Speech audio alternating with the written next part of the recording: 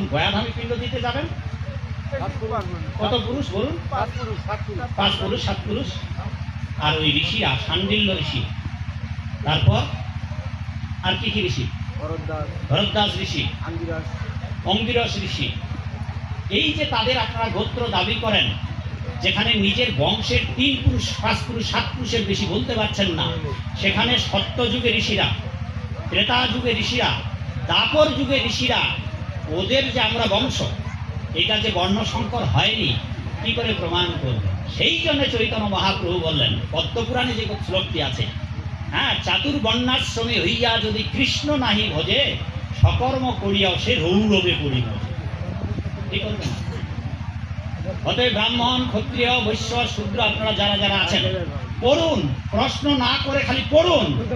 আপনারা পড়েন না, শাস্ত্র জানেন না, ফলে কিছু পণ্ডিত আছে, কিছু ব্রাহ্মণ আছে, ওরা যা বলে তাই আপনারা শোনেন। হয়তো ব্রাহ্মণ এসে বলেই দিয়েছে তোমরা শ্রাদ্ধতে আমিষ করো, অথবা বলেছে একাদশীতে শ্রাদ্ধ করো, কিন্তু আপনি যদি করতেন তাহলে পৃথিবীর একটা মানুষকে যে একাদশী করে, ওকে গলা কেটে দিলেও একাদশীতে শ্রাদ্ধে রাজি হবে। কেন জানেন? একাদশীতে যদি আপনি শ্রাদ্ধ করেন, বাবা আপনি তো বলছেন বর্ণাশ্রম, এখন কি আর বর্ণাশ্রম আছে? এখন বর্ণাশ্রম নেই, এখন দৈব বর্ণাশ্রম। তাই মহাপ্রভুর আদর্শে ভক্তি সিদ্ধান্ত সরস্বতী ঠাকুর ব্রাহ্মণ চণ্ডালে করে কোলাকুলি, কবে বা এসির রঙ্গ। চৈতন্য মহাপ্রভু জাতের নামে যারা বজ্জাতিপনা করছিল, তাদেরকে জগৎ থেকে সবাইকে সমান করার জন্য ভগবান চৈতন্য মহাপ্রভু এলেন। কয়েকশো বছরের মধ্যে আমরা তার আদর্শের কথা ভুলে গিয়ে আবার যে জাতি গুতাগুতি আবার শুরু করলাম। ব্রাহ্মণ, এখনকার 1000 ব্রাহ্মণের মধ্যে বাবা কজন আপনি পাবেন যার গলে মালা আছে? কজন ব্রাহ্মণ পাবেন যার কপালে তিলক আছে? কজন ব্রাহ্মণ পাবেন যার মাথায় টিকি আছে? এখানে কতজনের আপনাদের টিকি আছে? বাবা তুলুন তো, যে কজনের টিকি আছে ভেবে দেখেন। আর ব্রাহ্মণ হচ্ছে হিন্দু সমাজের মাথা। আজ আমাদের মাথাটাই নষ্ট। আচ্ছা, কারো যদি মাথা নষ্ট হয় তো কি বলবো আমরা? পাগল। আমাদের হিন্দু সমাজ এখন পাগল। পাগল মন, মন রে মন কত কথা বলে। আধুনিক গান আছে না? তো এই বাবুর একরকম প্রশ্ন, আপনার আরেক রকম প্রশ্ন। কেন প্রশ্নগুলো 14 গোষ্ঠীর দোহাই দিয়ে জেনেছেন, শাস্ত্র পড়েন না। তার মধ্যে প্রমাণ দিয়ে একটা ছোট্ট, যে আপনারা যে জানেন না, আপনারা যে ভুল জানেন, ছোট্ট প্রমাণ অন্নপ্রাশন। আপনাদের এলাকায়, আমাদের এলাকাতে সারা 64 জেলায় জিজ্ঞাসা করেছি, 64 জেলাতে জিজ্ঞাসা করেছি, বাবা অন্নপ্রাশনে একটা নির্দিষ্ট লোক প্রথমে অন্ন মুখে দেয় বাচ্চা। এইটা কোথাও শুনেছি দাদু দেন, কোথাও শুনেছি মামা দেন, কোথাও শুনেছি পুরোহিত দেন, কোথাও শুনেছি বংশের যিনি মাতব্বর তিনি দেন। এখন আপনাদের এই সুগন্ধিতে কে দেয়? কে প্রথমে অন্নপ্রাশনে বাচ্চার মুখে অন্ন দেয় বাবা বলুন তো? মামা, দাদু। আর যদি মামা না থাকে তাহলে ওই অনুষ্ঠানে একটা হঠাৎ মামা তৈরি করা হয়। আর সেই জন্য বাংলা একটা প্রবাদ আছে, নাই মামার থেকে। আর মামা যদি কৃষ্ণ মানে কংস হয় তাহলে ভাগিনার ঘোড়াটি হয়েছে। আজকে যারা ঘাটের মরা বাম্মা আছে, ব্রাহ্মণ, পুরোহিত, 14 গোষ্ঠীর বংশের ঠাকুর আছে, তাকে জিজ্ঞাসা করেন তো, মামাকে দিয়ে অন্নপ্রাশনে অন্ন দিতে হবে কোন শাস্ত্রে আছে? ব্রিটিশ গেল বাবা, পাকিস্তান গেল, বাংলাদেশের হাফ সেঞ্চুরি। আজও জীবনের যে প্রথম অনুষ্ঠান বাবা, প্রথম নাকি ছোটবেলায়, এটাই তো প্রথম অনুষ্ঠান, সেইটা পর্যন্ত ভুল। অথচ পরিষ্কার চৈতন্য মহাপ্রভুর আদর্শে জীব গোস্বামী পাপ, রঘুনাথ দাস গোস্বামী, তারা যে গ্রন্থ লিখেছেন সেখানে পরিষ্কার বলা আছে, প্রথমে পিতাই অন্ন দেবেন, তারপর মাতা দেবেন, কি মন্ত্রে অন্ন দেবেন, কি চাইল রান্না করবেন, তাও লেখা আছে। আর আপনারা যুগ যুগ ধরে 14 গোষ্ঠীর দোহাই ধরে দিয়ে, অথচ প্রমাণ জানতে চাইল না হিন্দু বোকা জাতি। পরিণামটা হলো এই রকম আপনার এই প্রশ্নটার উত্তর, যে আমরা তো বিভিন্ন বর্ণের, কি বর্ণ আপনি কি করে প্রমাণ করবেন আপনি ব্রাহ্মণ? কারণ আপনার কি আছে? ওইটা খান ছাড়া আপনার কিচ্ছু নেই। আপনি ক্ষত্রিয়, আরে একটু ধমক দিলে তো আপনি দেশ ছেড়ে পালাচ্ছেন। কেমন ক্ষত্রিয়? যুদ্ধে চাপ পলায়ন। আপনি যুদ্ধে পালাবেন না, মরবেন তো যুদ্ধ করবেন, পালাবেন না। বৈশ্য, এখন ব্রাহ্মণেরা সরকারি চাকরি করছে, ও কি ব্রাহ্মণ থাকলো? ও তো দাস হয়ে গেল, গোত্র চেঞ্জ হয়ে গেল। সুতরাং বাবা যেটা বলেছিলেন অমুক অমুক গোত্র, এটা কি করে প্রমাণ করবেন যে আপনি শাণ্ডিল্য ঋষির পুত্র ছিলেন? প্রপুত্র, পুত্রের পুত্র, পুত্রের পুত্র। আপনি তো 3 পুরুষ 7 পুরুষের নাম বলতে পারেন, 10 পুরুষের নাম বলতে পারেন। কলিযুগের 5000 গেল, তার মধ্যে মনে ধরুন যে 50টা পুরুষ, আপনি 50 পুরুষের নাম বলতে পারেন না, কলিযুগের বংশের নাম বলতে পারেন না। আর এবার কারেন্ট আসছে বলে।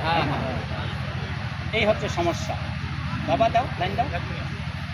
আচ্ছা, তোমার তো 1 মিনিটেই থাকলাম আমি সব সময়। হ্যাঁ, ওই সাথে সাথে কাজ করবে। বুঝছি।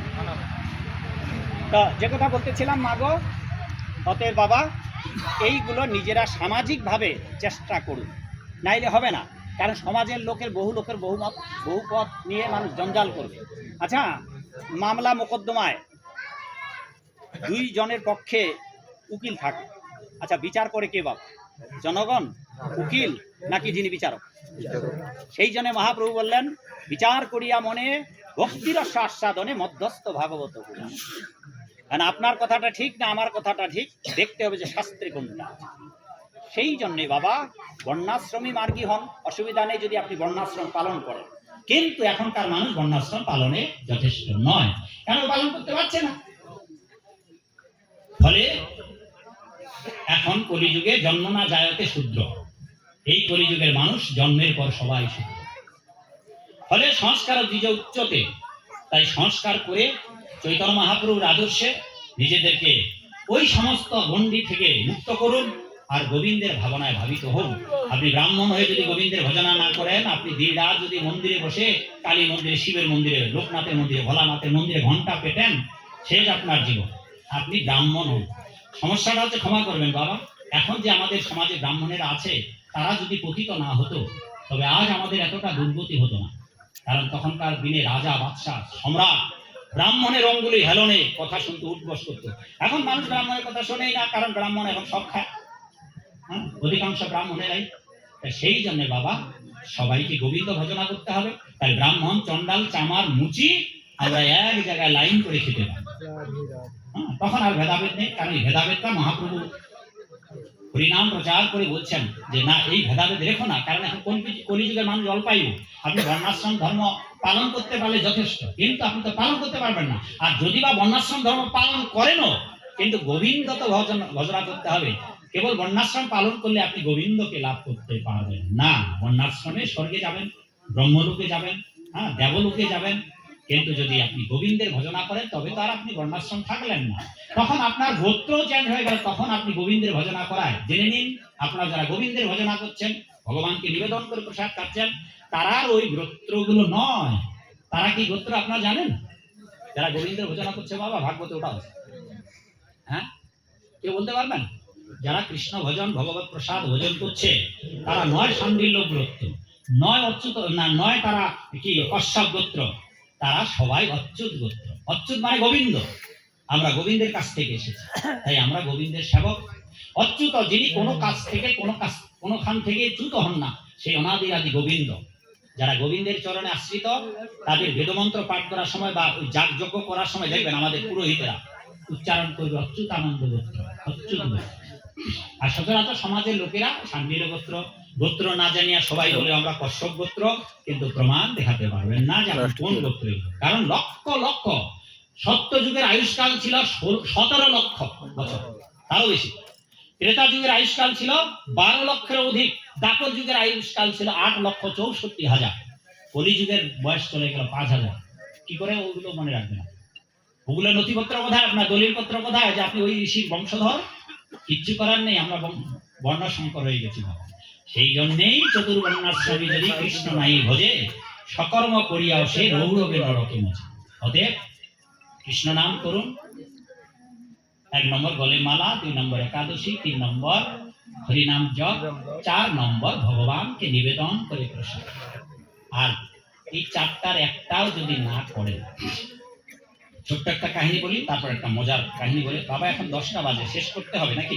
10টা 1 মিনিট। কতটুকু বলবো? 5 মিনিট বলবো, কতটুকু বলবো? আমি এখানে তো বলেন বাবু, কতটুকু সময় বলবো? আরো 1 ঘন্টা। দেখি কতটা পালাই, শুনেই আবার ভয়ে পালায় নাকি যে বাবা। আমি এখানে বসে সূর্য উদয় ঘটাতে পারবো, কিন্তু আপনারা তো তখন থাকতে পারবেন না মা। তাই দেখি আধা ঘন্টার মতো বলি, তার মধ্যে কিছু গল্প বলবো, ছোট্ট ছোট্ট দুটো একটু।